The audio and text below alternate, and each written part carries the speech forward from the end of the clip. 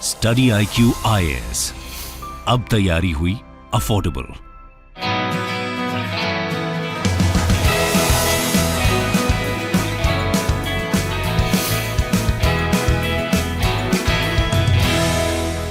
नमस्कार दोस्तों, कोई भी देश महान नहीं बन सकता जब तक वो अपने लोगों की रिस्पेक्ट ना करे। स्पेशली अपने जो साइंटिस्ट हैं, जो रिसर्च कर रहे हैं, देश को आगे बढ़ाने का काम कर रहे हैं, उनकी रिस्पेक्ट नहीं कर सकते तब तक कोई भी देश महान नहीं हो सकता। और वही चीज़ आपको अभी रिसेंटली एक मूवी रिलीज हुई है, rocketry the Nambi effect.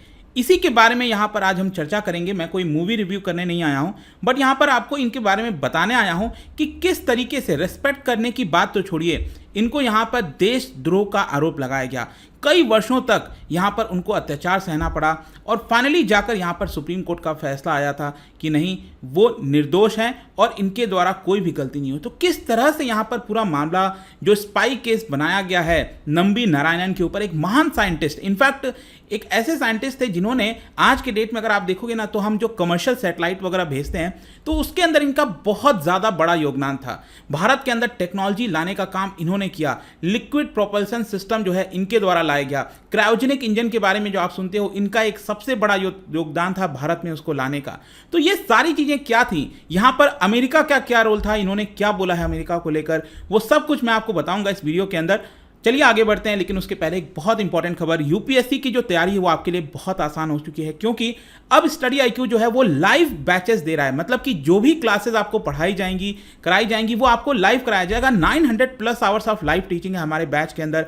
Answer writing practice है, MCQs कराया जा रहा है। और ये पूरा बैच दोस्तों स्टार्ट हो रहा है 11 जुलाई से। सुबह 8 बजे रोज क्लास होगी। अगर मान लीजिए आपको मॉर्निंग बैच नहीं ज्वाइन करना है तो इवनिंग बैच ऑलरेडी 20 जून से स्टार्ट हो चुका है। उसमें भी आप एडमिशन ले सकते हैं हमारे ऐप और वेबसाइट पर। और वहां पर अगर आप जाओगे तो ये जो पूरा कोर्स है लगभग 25,000 का, वो सिर्फ आपको अभी के लिए 19,000 में मिल जाएगा। यहां पर कोड इस्तेमाल करना है अंकित लाइव। तो जल्द से जल्द इसको अवेल करिए, प्राइसेस बढ़ते जाएंगे। इसके अलावा अगर आप MCQs अटेम्प्ट करना चाहते हैं तो मेरे इंस्टा पेज पर जा सकते हैं। वहां पर स्टोरीज में जितने भी MCQs हैं उसको आप अटेम्प्ट कर सकते हैं। तो चलिए दोस्तों शुरुआत करते हैं और सबसे पहले तो ये समझते हैं कि नंबी नारायणन कौन हैं। यहाँ पर आप, जैसे मैंने आपको बताया यहाँ पे कि ये जो मूवी है रॉकेटरी, तो जो नंबी नारायण का फेस अगर आप देखोगे तो R माधवन ने उनका प्ले किया और बहुत अच्छे से किया है। मैंने रिसेंटली ये देखा था तो इसीलिए सोचा कि आपको डेफिनेटली इसके बारे में बताना चाहिए। तो S नंबी नारायणन ये फॉर्मर साइंटिस्ट रह चुके हैं इसरो के, इंडियन स्पेस रिसर्च ऑर्गेनाइजेशन। और बेसिकली जब ये इसरो में काम कर रहे थे तो इनके ऊपर ये आरोप लगा दिया गया कि इन्होंने जानबूझकर गलत तरीके से पाकिस्तान को भारत का जो स्पेस टेक्नोलॉजी है वो उसकी जानकारी दी है। मतलब आप सोच के देखिए, इतने बड़े साइंटिस्ट के ऊपर आरोप लगाया गया डायरेक्टली कि आपने जो टेक्नोलॉजी है भारत के पास उसको पाकिस्तान को गलत तरीके से बेचा। और हंसने वाली तो बात यह है कि जो आरोप लगाया जा रहा था वो इनफैक्ट टेक्नोलॉजी उस समय भारत के पास थी नहीं, और आरोप ये लगाया जा रहा है कि आपने टेक्नोलॉजी दे दिया जब टेक्नोलॉजी ही नहीं था हमारे पास उस समय। तो किस तरह से यहाँ पर आरोप लगाया गया, ये बहुत बड़ा प्रश्न होता है। और इसी की वजह से उन्होंने ये जो पूरा बैटल है, ध्यान रखिएगा इसमें बहुत बड़ा योगदान था ये केरला पुलिस का। इन सारे स्पाई केस में यहाँ पर केरला पुलिस जो है वो बहुत एक्टिव थी और उन्होंने ही आरोप लगाया था एक प्रकार से। इसके अलावा जो भारत की IB है, इंटेलिजेंस ब्यूरो, और ये सब लोगों ने मिलकर यहाँ पर काफ़ी सताया नंबी नारायण को। और इनफैक्ट मूवी के अंदर भी पूरा दिखाया गया, अगर आप देखोगे तो आपको समझ में आएगा। इनफैक्ट नारायणन जी के द्वारा यहाँ पर एक ऑटोबायोग्राफी लिखी गई थी और इसको पब्लिश भी किया गया था। आपको ऑनलाइन वेबसाइट पर मिल जाएगा यहाँ पे। और उसके अंदर उन्होंने जो पूरा डिफिकल्ट टाइम है अपना 24-25 साल कैसे उन्होंने गुजारे हैं उसके बारे में लिखा। और इसी बुक के अंदर यहाँ पर एक व्याख्या भी लिखा है कि किस तरीके से एक कॉन्स्पिरेसी रची गई उनके खिलाफ और इसरो के खिलाफ। जाहिर सी बात है, उनके खिलाफ कॉन्स्पिरेसी रचना मतलब इसरो के खिलाफ, मतलब इसरो तेजी से आगे बढ़ना चाहता था। हमारे पास उस समय बहुत ज़्यादा कोई टेक्नोलॉजी नहीं था ताकि हम हायर एल्टीट्यूड पर सैटेलाइट को ले जाएं, हैवी सैटेलाइट को हम स्पेस पे ले जाएं और इसको डिप्लॉय करें। और इसीलिए हमें फॉरेन कंट्रीज़ के ऊपर निर्भर रहना पड़ता था। तो यहाँ पर उन्होंने अपने बुक के अंदर यही लिखा है कि किस तरीके से एक कॉन्स्पिरेसी रची गई थी उनके और इसरो के खिलाफ, किसके द्वारा। CIA, US की जो ये जो स्पाई एजेंसी है जिसका नाम है सेंट्रल इंटेलिजेंस एजेंसी, उन्होंने क्या किया, भारत की पुलिस के साथ, अब भारत में केरला की मैं बात कर रहा हूं, केरला पुलिस के साथ ही साथ इंटेलिजेंस के कुछ ऑफिसर्स के साथ मिलकर ये जो पूरा जो कॉन्स्पिरेसी है उसको रचा ताकि भारत के अंदर इसरो आगे ना बढ़ पाए और बाकी देशों से आगे ना निकल पाए।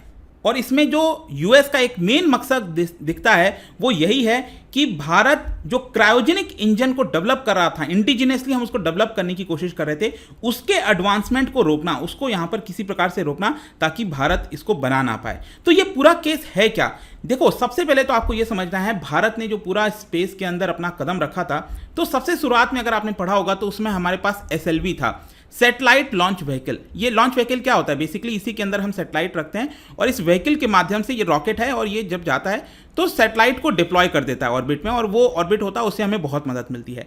तो शुरुआती तौर में क्या था, हमारे पास उतनी टेक्नोलॉजी नहीं थी, और अगर आप देखोगे जो SLV है उसके अंदर सिर्फ सॉलिड जो फ्यूल होता है, सॉलिड फ्यूल, वही था। अब सॉलिड फ्यूल से आप बहुत लंबी दूरी तय नहीं कर पाओगे और बहुत हेवी सैटेलाइट नहीं ले पाओगे। फिर उसके बाद यहाँ पर एक और लाया गया ASLV, उसमें भी सारे सॉलिड जो फ्यूल थे वही थे, लेकिन अगेन इंपॉर्टेंट था, एक कदम था भारत के लिए, ये भी बहुत ज़रूरी था। और इसके अंदर मैं आपको इनफैक्ट बताऊं तो जो अब्दुल कलाम जी हैं उनका सबसे बड़ा रोल था इसको डेवलप करने में। तो यहाँ पर अब्दुल कलाम जी ने बहुत इंपॉर्टेंट रोल प्ले किया था। लेकिन अगर भारत को आगे निकलना था तो हमें लिक्विड फ्यूल की आवश्यकता थी।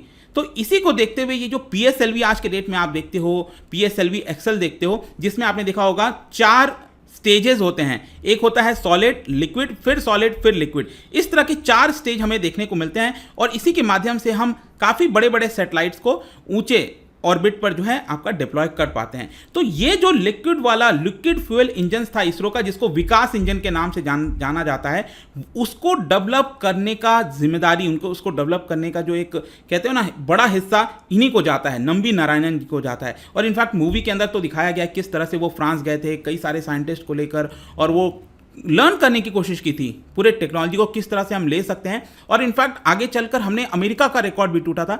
ये सब कुछ आपको मूवी के अंदर दिखाया गया है। फिर आगे क्या होता है कि ये बात होती है कि चलो लिक्विड फ्यूल तो आ गया, लेकिन इसके बाद अगर हमें कमर्शियल सैटेलाइट्स को डिप्लॉय करना है और भी ज़्यादा चीज़ों को ऊपर तक ले जाना है, तो हमारे पास क्रायोजेनिक इंजन होना चाहिए।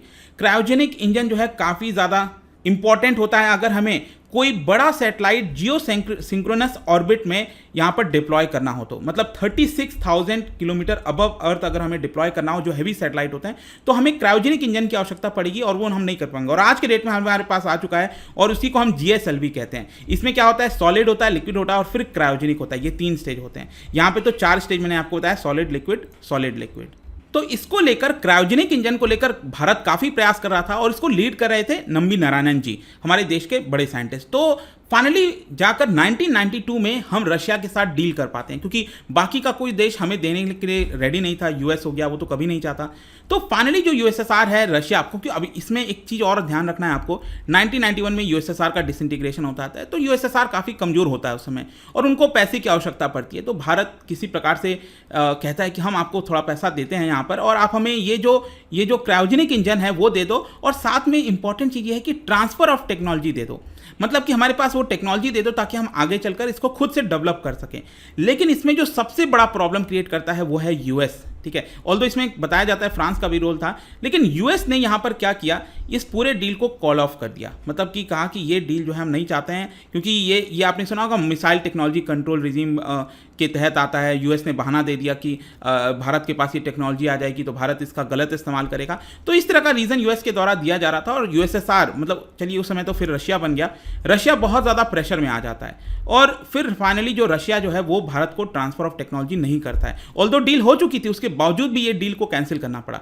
लेकिन किसी प्रकार से यहाँ पर फाइनली एक डील किया जाता है जिसमें रशिया को हम मना लेते हैं कि चलो कोई बात नहीं, आप ट्रांसफर ऑफ टेक्नोलॉजी नहीं कर पाओगे तो एटलीस्ट आपके पास इतना सारा क्रायोजेनिक इंजन पड़ा है, करीब बताया जाता है 252 के आसपास, इवन मूवी के अंदर भी ये बोला गया था। और उसमें यहाँ पर भारत ने कहा कि हमें सिर्फ 4 दे दो ना, सिर्फ 4 इंजन दे दो, और फिर आगे चलकर हम उसको खुद से, फिर एक बार इंजन आ गया हमारे पास तो धीरे धीरे सीख कर हम खुद ही उसको डेवलप करने की कोशिश करेंगे। तो फाइनली यहाँ पर 4 इंजन का डील हो जाता है और उसको भारत लाने की कोशिश की जाती है। जब मैंने मूवी देखा तो उसमें बताया गया किस तरह से सिर्फ 2 ही इंजन आ पाता है, उसका दूसरा का भी थोड़ा पार्ट आता है, वो सब कुछ दिखाया जा रहा था। लेकिन कोशिश हमारी यही थी कि जो नंबी नारायणन जी है वो इंजन लेकर भारत आए और भारत के अंदर उसको फर्दर फैब्रिकेट किया जाए, उसको डेवलप करने की कोशिश की जाए। ये सब कुछ चल ही रहा था। फाइनली 1994 में आप देख सकते हो यहाँ पर प्रॉब्लम हो जाता है, जब नंबी नारायणन जी अपने पीक पर होते हैं, अपने कैरियर के पीक पर होते हैं और आगे चलकर डेफिनेटली वो इसरो के हेड बन जाते। उस समय यहाँ पर एक स्पाई केस, मतलब मनगढ़ंत जो एक केस है वो उनके ऊपर लगाने की कोशिश की जाती है। तो ये पूरा केस है और उसमें केरला पुलिस का क्या रोल है मैं आपको बताता हूं। देखो, अक्टूबर 1994 में मालदीव्स की एक लेडी है मरियम रशीदा, ठीक है, मरियम रशीदा को केरला पुलिस अरेस्ट कर लेती है तिरुवनंतपुरम में। ध्यान रखिएगा, मालदीव्स की एक औरत है मरियम रशीदा, उसको केरला पुलिस अरेस्ट करती है। तो केरला पुलिस जब अरेस्ट करती है इस मालदीवियन नेशनल को और उसके ऊपर चार्जेस लगाया जाता है फॉरेनर्स एक्ट के तहत, फॉरेनर ऑर्डर 1948 के तहत। और चार्जेस क्या लगाया जाता है कि वो ज़्यादा दिन तक भारत के अंदर रुक गई थी, मतलब उसका वीज़ा एक्सपायर हो गया, उसको बाहर जाना चाहिए था लेकिन उसका फ्लाइट कैंसिल वगैरह होने की वजह से वो ज़्यादा दिन भारत के अंदर थी, ये चार्ज लगाया जाता है। चलो यहाँ तक तो ठीक है, लेकिन पता नहीं कहाँ से जो केरला पुलिस है वो एक नया केस बना लेती है और यहाँ पर केस ये बनता है कि मरियम रशीदा जो है वो इसरो के स्पेस साइंटिस्ट के साथ, मतलब मरियम रशीदा बेसिकली नंबी नारायण के साथ मिलकर